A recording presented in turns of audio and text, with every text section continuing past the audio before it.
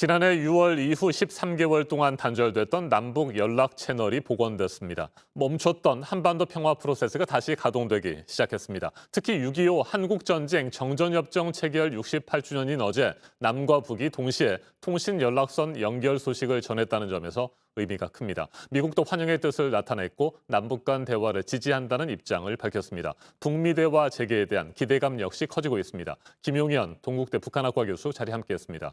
어서 오십시오. 네, 안녕하십니까. 네, 문재인 대통령 정전 체제를 종전 체제로 바꾸고 이를 비핵화 협상의 입구로 삼아야 한다. 이 같은 주장을 지난 4년여 동안 꾸준히 해오지 않았습니까? 그렇습니다. 네, 이 같은 상황에서 정전협정 체결 68주년인 어제 네, 연결 소식이 전해졌습니다.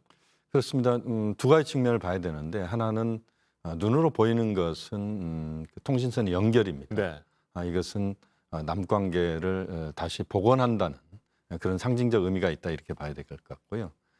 또 하나 보다 중요한 것은 눈에 보이지는 않습니다만 지난 4월부터 남북 정상이 서신 교환을 수차례 했다는 겁니다. 네. 그 내용이 지금 궁금한데요.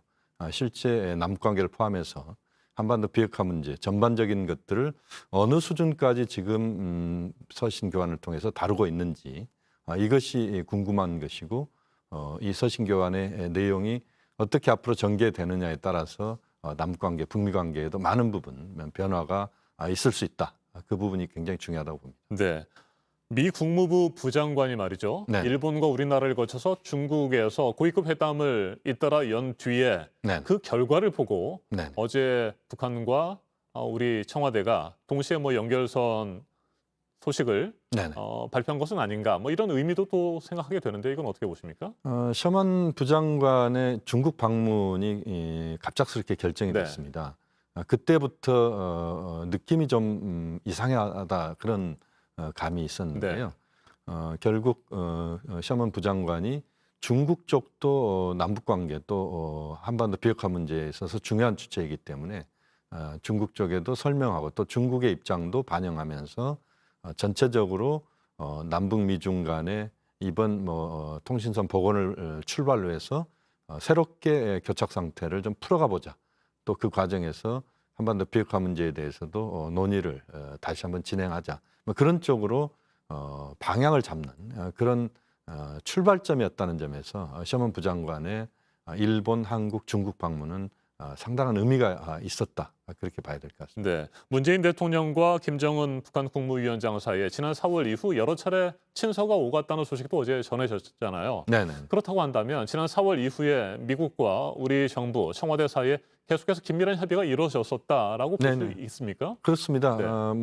다 아시다시피 최근 들어서 우리 쪽과 미국 측의 주요 인사들이 상호 왕래가 긴밀했다고 봐야 됩니다. 성킴 특사도 왔었고요. 전체적으로 우리 측 인사들도 미국을 방문했고 외교부 1차관도 가고 전체적으로 실무적인 수준에서는 남북 간의 정상 그 서신 교환의 내용들을 상호 공유하면서 한미가 충분한 조율 속에서 지금의 상황들을 만들고 있다 이렇게 봐야 될 것 같고요. 결국 우리가 미국의 메신저, 그러니까 바이든 대통령의 입장 또 김정은 위원장의 입장을 중간에서 상호 그 메신저 역할을 하는 네. 그 과정도 드러나지는 않았지만 지금 이제 결과를 놓고 보면 그 과정들이 현재까지 진행되고 있었다 이렇게 추론할 수도 있을 것 같습니다. 네. 그런데 네. 그동안 북한은 우리 정부와 미국 바이든 행정부의 대화 제의를 계속해서 무시하는 듯한 모습을 보이지 않았습니까? 그렇습니다. 갑자기 입장이 바뀌었다고 봐야 됩니까? 갑자기 바뀌었다라기보다는 북한 김정은 위원장, 문재인 대통령, 바이든 대통령의 상호 간의 이해가 일치하는 시점이 이번 지금의 시점이다라고 봐야 될 것 같습니다. 그러니까 김정은 위원장 입장에서는 코로나19의 장기화가 진행되면서 경제, 특히 식량 문제, 지금 작년 수에 올해 가뭄이 북한을 지금 강타하고 있습니다. 그런 상황도 어려움을 가중시키는 거기 때문에 북한이 이제는 뭔가 분위기를 바꿔야 되는 내부적으로도 그렇고 또 문재인 대통령 입장에서도 내년 5월이 임기가 끝나지 않습니까? 네. 그렇게 보면 올 가을까지는 남북관계를 포함한 전반적인 상황들을 복원시켜야 되는데 그 과정까지 보면 지금부터 움직이지 않으면 이제 불가능한 것이다. 이렇게 본 것 같고 바이든 대통령도 대화에 대해서 뭔가 그 한반도 부분에 미국의 입장들이 대화 쪽으로 할 수 있다라고 하는 것을 보여줘야 되는데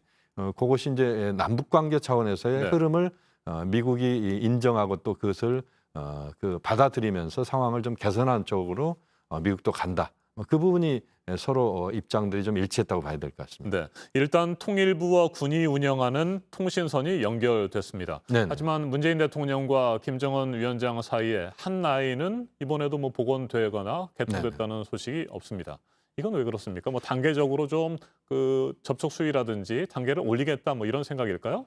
저는 그것은 두 가지 측면을 봅니다. 하나는 지금 서신 교환을 계속 해왔다는 것 자체가 남북 정상 간의 그 의사소통의 통로가 유지됐다는 것이고, 네, 또 하나 지금 이제 그 최고 지도자 간의 통신선 부분은 그동안 사실은 개설은 됐지만 공식적으로는 운영이 안 됐었습니다. 그렇기 때문에 실제 아마 뭐 감청의 부분도 뭐 생각할 것 같고, 그러니까 주변 국가들의 감청이랄지 뭐 이런 것들도 북한은 걱정하는 부분이 있어서 아마 남북 지도자 간의 통신을 통한 그런 간접적인 정상회담의 가능성은 현재로서도 그렇게 높지 않다. 저는 그렇게 보고 있습니다. 네. 앞서 말씀을 드린 것처럼 그동안 멈췄던 네네. 한반도 평화 프로세스가 다시 가동되기 시작했습니다. 네네. 그렇다면 네네. 남북 정상회담, 네.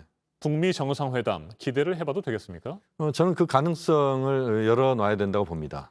문재인 대통령 입장도 그렇고 김정은 위원장도 남북 관계에서 뭔가 변화를 이제는 추구해야 된다라고 보는 것이고, 실제 아마 그 대면 정상회담이 아니라면 화상 정상회담의 가능성도 있을 것 같고요. 네. 또 2018년 5월 26일 날 그 통일각에서 이루어졌던 원포인트 정상회담이 있었습니다.